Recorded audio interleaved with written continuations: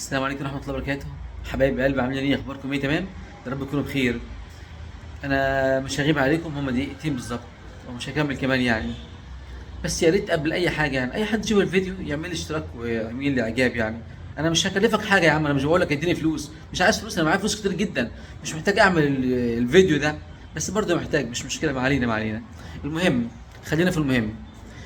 اي حد يتعب في البيت، ابنك، بنتك، زوجتك، يعني اي حد من قرايبك، اي حد تعرفه يقول لك انا تعبان او انا عايز حاجه من الصيدليه، او لو حد يعني شغال في صيدليه وراح له واحد مثلا خد علاج مره واثنين وثلاثه وما ارتاحش، يا ريت يا جماعه انا شخصيا بنصحكم والله تكشف.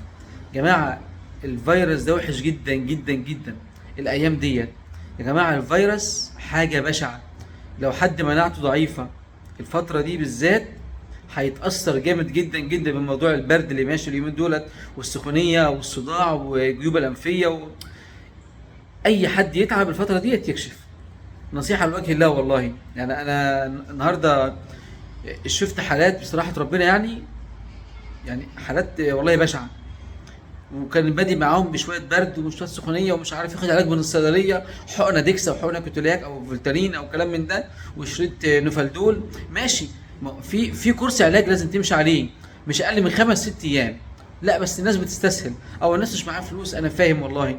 بس برضو ما ارميش نفسي في التهلكه واقول لك لا ده انا عايز ابقى كويس.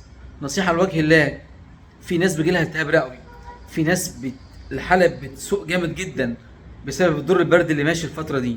يمكن معظمكم ملاحظين والناس كلها ملاحظه، اي حد يتعب يكشف لو سمحتوا.